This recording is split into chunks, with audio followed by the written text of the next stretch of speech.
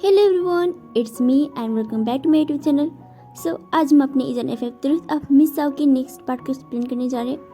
Hope you all like it. तो चलिए हम आज का पार्ट शुरू करते हैं। सुबह के 9 बज रहे थे। हाउशन ईबो के कमरे में जाता है।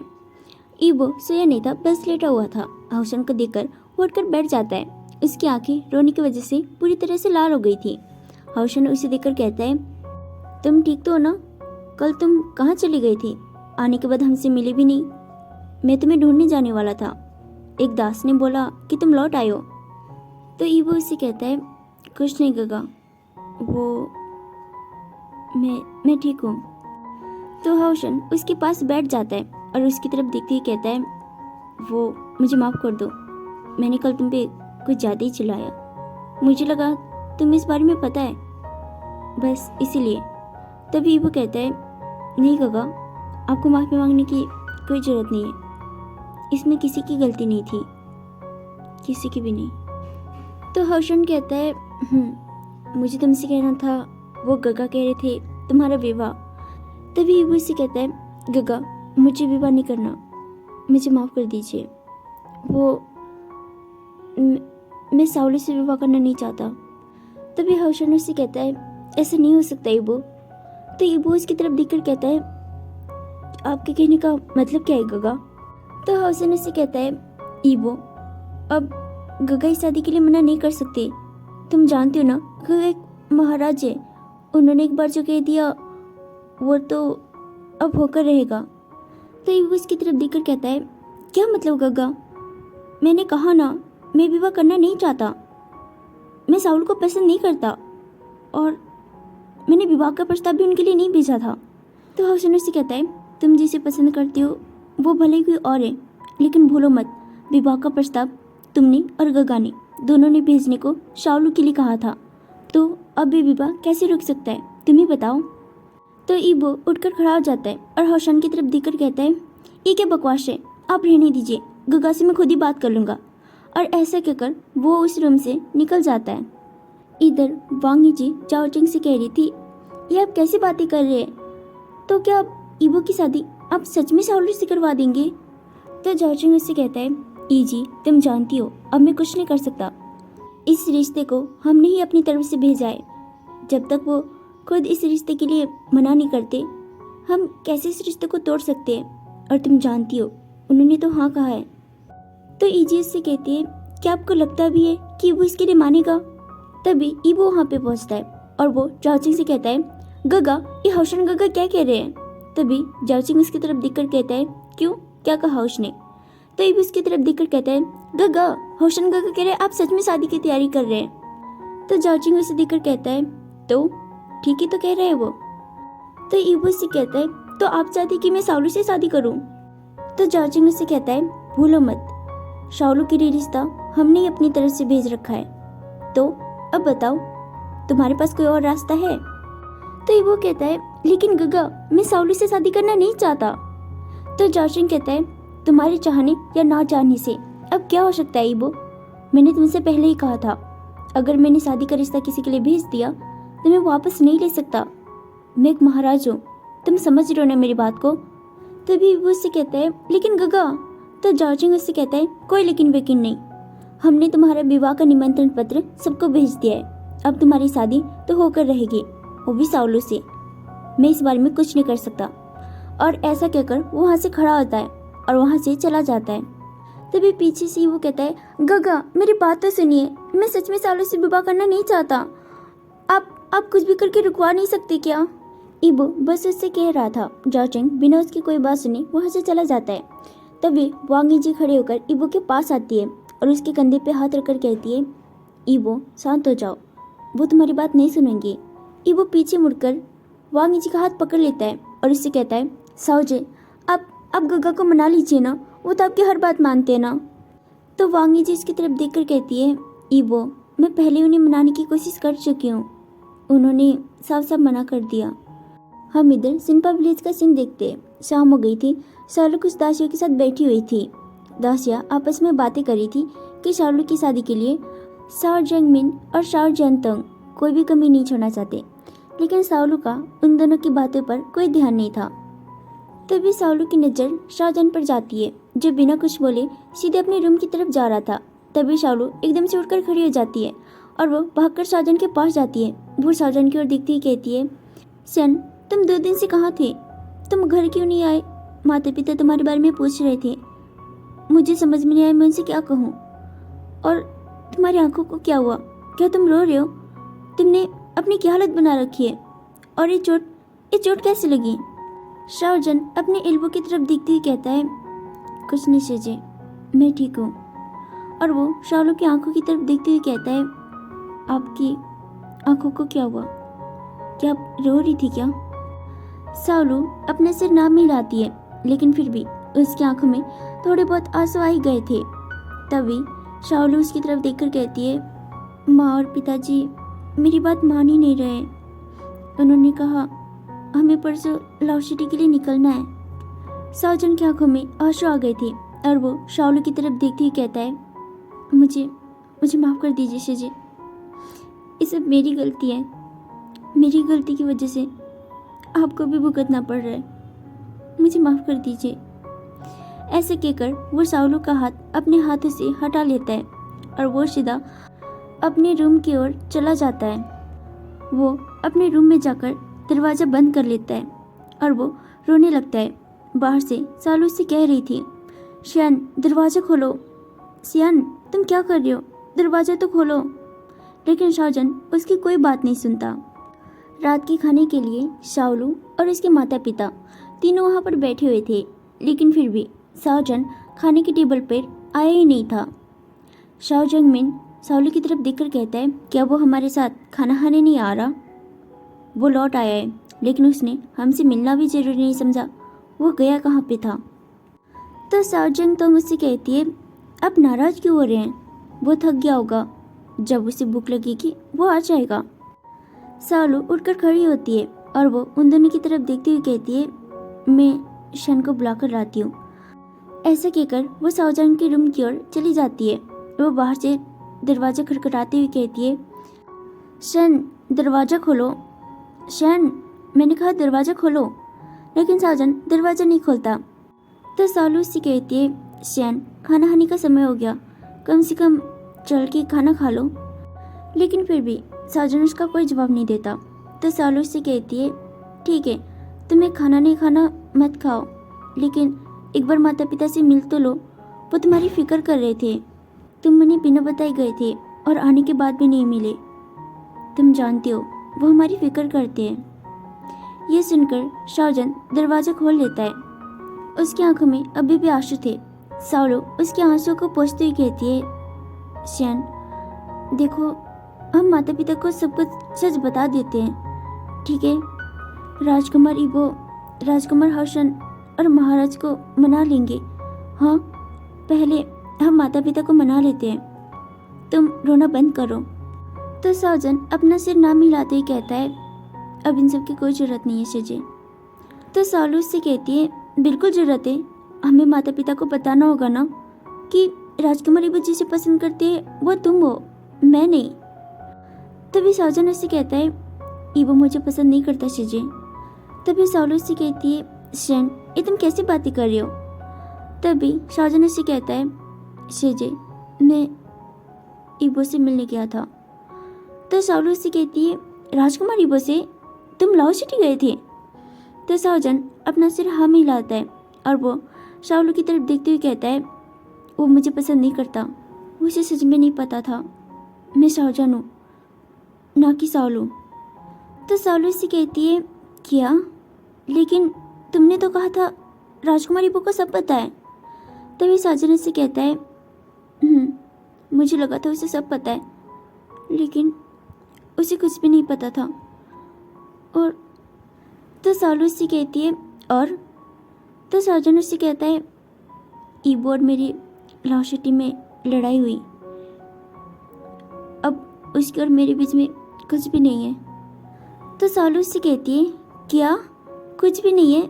लेकिन शाओलू इससे पहले कि कुछ कहती, वहाँ पर एक दासी आती है और वो शाओलू की तरफ देखकर कहती है, आप दोनों अभी तक खाने के लिए नहीं आए, तो मैडम ने मुझे आप दोनों को बुलाने के लिए भेजा है।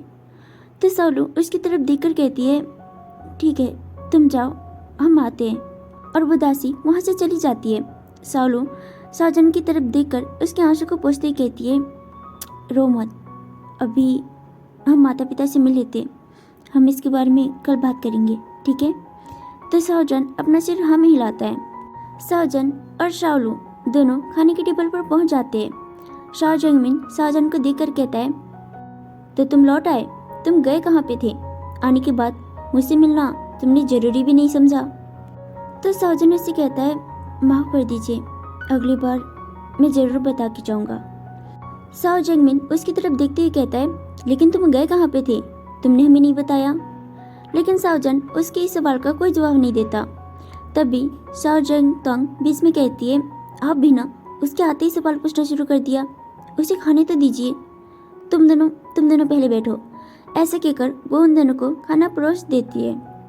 साओजन और सालू दोनों खाने के लिए बैठ जाते हैं, लेकिन दोनों का ही खाने पे बिल्कुल ध्यान नहीं था। तभी शाओ जंग तंग उन दोनों की तरफ देखकर कहती है, तुम दोनों को क्या हुआ, तुम दोनों उदास लग रहे हो। तभी साओजन उसकी तरफ देखकर कहता है, नहीं माँ, ऐसी कोई बात नहीं है। तभी शाओ जंग मिन उससे कहता है, वो सब छोड़ो, मुझे तुमसे बात करनी थी। दरअसल बात यह है कि तुम तो जानते हो शाओलू के लिए राजकुमार का रिश्ता आया है। उस हिसाब से हमें विवाह से 4 दिन पहले लाओ सिटी पहुंचना है, तो उसके लिए हमें परसों ही निकलना पड़ेगा। लेकिन समस्या ये है कि हमारे यहाँ पर आए हुए विद्यार्थी उसके अगले दिन अपने अपने घरों के लिए निकल जाएंगे। तो समस्या ये है कि यहाँ पर एक दिन के लिए रुकेगा कौन। तो साजन उसकी ओर देखते हुए कहता है, कोई बात नहीं पिताजी, मैं रुक जाता हूँ। तो शाओ जंग मिन उससे कहता है, नहीं तुम नहीं रुक सकते, तुम शाओलू के छोटे भाई हो, तुम्हारे विवाह में उपस्थित होना बहुत जरूरी है। तो साजन उससे कहता है, कोई बात नहीं, विद्यार्थी अगले दिन जाएंगे, मैं उनके अगले दिन लाओ सिटी के लिए निकल जाऊंगा। विवाह से पहले मैं ज़रूर पहुंच जाऊंगा। और वैसे भी सिजे की शादी है तो उनको तो जाना पड़ेगा ही, उनके अलावा आप दोनों के बिना ये शादी कैसे हो सकती है। तो साजंग मिन से कहता है, तुम्हारा विचार भी सही है, वैसे मैंने सोचा था मैं ये काम काओइचन को कह दूँ, वो एक दिन के लिए यहाँ पे संभाल लेगा। तो साजन उससे कहता है, हम दोनों यहाँ पर देख लेंगे, और मैं काओइचन के साथ ही विवाह से एक दिन पहले लाहौर सिटी के लिए निकल जाऊंगा।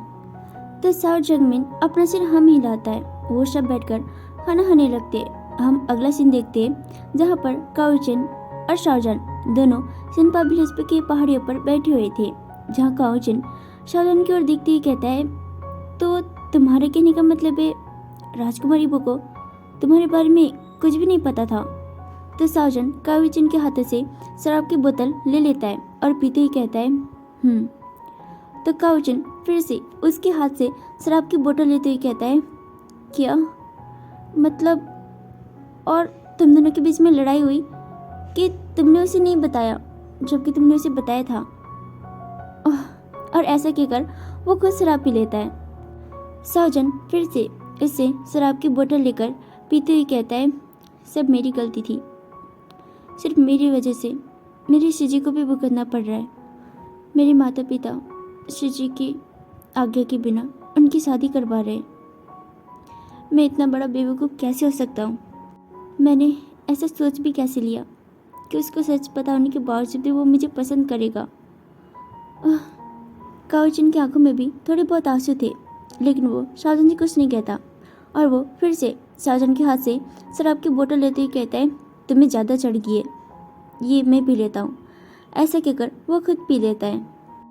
साजन काओइचन के हाथ से फिर से शराब की बोतल लेने के लिए अपना हाथ आगे बढ़ाता है।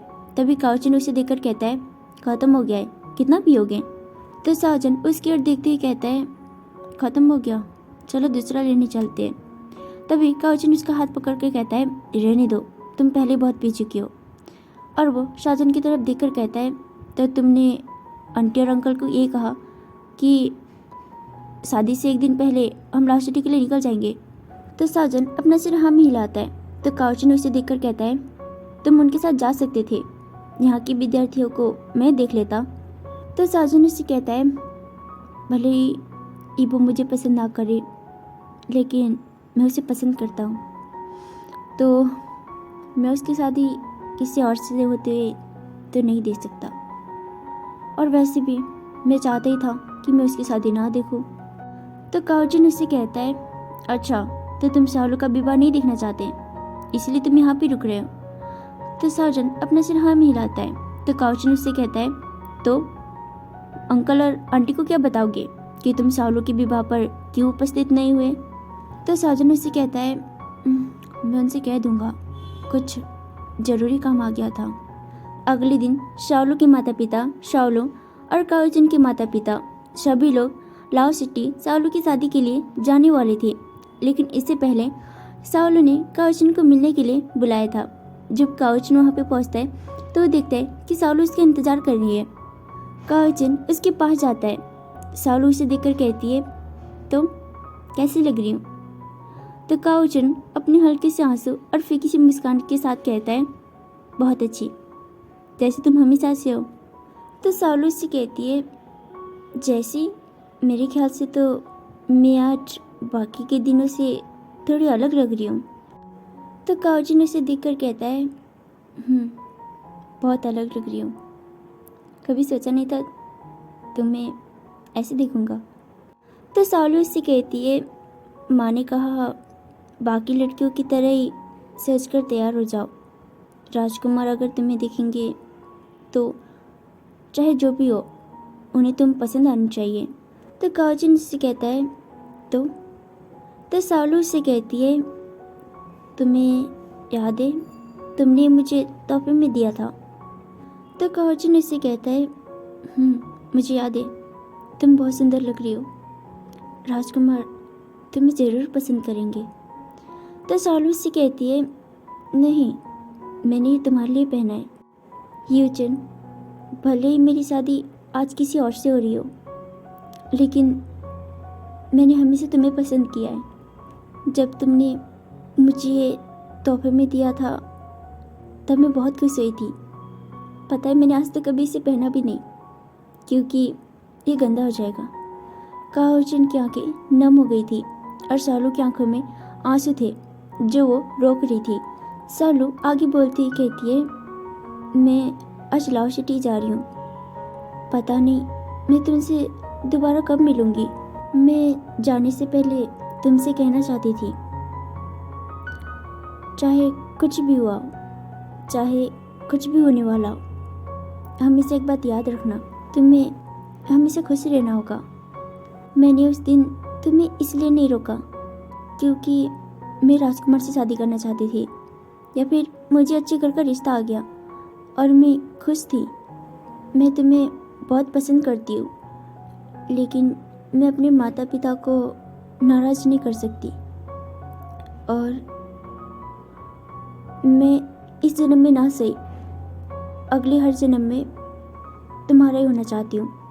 काओजन और शाओलू दोनों की आंखों में आंसू थे। काओजन ये सुनकर एकदम से पीछे मुड़ जाता है क्योंकि वो और शाओलू को देख नहीं सकता था। शाओलू उसे देखकर कहती है, क्या तुम मुझे छोड़ने नहीं चलोगे? काओजन बिना उसे देखे कहता है, नहीं, मैं नहीं आ सकता, तुम्हें जाना चाहिए। शाओलू फिर भी वहाँ से नहीं जाती। तो काओजन फिर से उसे कहता है, और हमेशा खुश रहना। ऐसे कहकर काओजन वहाँ से चला जाता है और शाओलू भी अपने माता पिता के पास वापस आती है। शाओजन तंग उसे देखकर कहती है, शाओलू तुम इतनी देर से कहाँ थी? तुम जानती नहीं हमें देरी हो रही है। तो शाओजन मिनी से कहता है, अब तो वो आ गए ना, चलो अब यहीं पे रुकने का इरादा है। तो शाओजन तंग शाओजन की तरफ देखकर कहती है, अपना ख्याल रखना और विद्यार्थियों को अच्छे से घर भेजना, और हाँ, शाओलू की शादी से पहले जरूर लाओ सिटी पहुँच जाना। तो शाओजन अपना सिर हाँ में हिलाता है। तभी यूजिन की माँ से कहती है, यूजिन कहाँ है, वो नहीं आया? तो शाओलू से कहती है, उसने कहा उससे काम है, वो शायद हमें अलविदा कहने नहीं आ पाएगा। तभी काओजन का पिता कहता है, अगर वो नहीं आ रहा तो हमें चलना चाहिए। तभी शाओजन मिन भी उससे कहता है, हाँ ठीक है चलो, और वो सब अलग अलग रथ में बैठकर वहाँ से जाने के लिए निकल जाते हैं। शाओजन पीछे से उन्हें बाइक का इशारा करता है। दोपहर के आसपास शाहजहां और यूजिन फिर से पहाड़ियों पर बैठे हुए थे। तभी यूजिन शाहजहां को बोतल पकड़ाते हुए कहता है, ये लो, एक तुम्हारे लिए और एक मेरे लिए। तो शाहजहां उसकी तरफ देखकर कहता है, आज 2 बोतल लाए हो, लगता है तुम्हारे पास आज पैसे बहुत हैं। तो यूजिन उसकी तरफ देखते हुए कहता है, 2 बोतल तुम्हारे नाम पर उधार उठा के लाया हूँ, जाके दे देना। तो शाहजहां अपने आंखें रोल करता है। तो यूजिन उसके पास बैठते हुए कहता है, शाओलू तुम्हारी बहन है, कम से कम तुम्हें उसकी शादी पर तो जाना चाहिए था।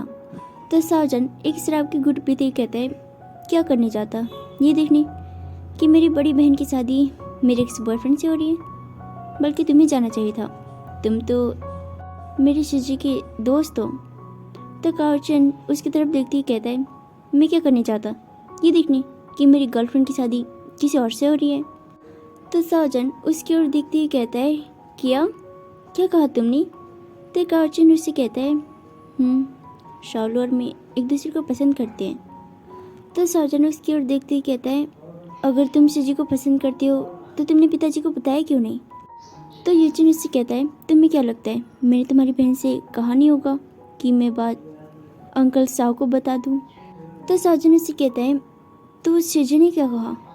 तो यूजिन उससे कहता है, शाओलू ने कहा, तुम्हें क्या लगता है अब तुम्हारे बताने से पिताजी उसका विवाह रोक देंगे? अगर ये बात मैंने उसका विवाह होने से पहले बताया होता तो बात अलग थी, लेकिन अब बात अलग है, बस यही कहा। तो शाहजहां उससे कहता है, मुझे माफ़ कर दो। तो यूजिन उससे कहता है, तुम क्यों माफ़ी मांग रहे हो? तो जान उससे कहता है, नहीं, मेरी गलती है, सब कुछ मेरी वजह से हुआ, तुम दुखी मेरी वजह से, चीज़ें दुखी मेरी वजह से। तभी काओचन उससे कहता है, बकवास बंद करो और चुपचाप शराब पियो, लगता है तुम्हें आज पीने से पहले चढ़ गई है, अगर तुम्हें नहीं पीना है तो मुझे दे दो, मैं ही पी लूँगा। तो जान उससे कहता है, नहीं, इसकी कोई ज़रूरत नहीं, मैं पी रहा हूँ। सो गाइस, हम आज का पार्ट यहीं पे ख़त्म करते हैं and happy 4th anniversary of the untamed drama. I hope कि फ्यूचर में भी अनटेन के बारे में सबको पता चले, सब चेंजिंग लिंक देखी, और आई विश कि सारे लोग BGYX फैंडम से जुड़ जाए, और आई विश कि अनटेन के एक्टर्स को हम फ्यूचर में साथ में देख पाए। चलो, मेरी विश तो यही है।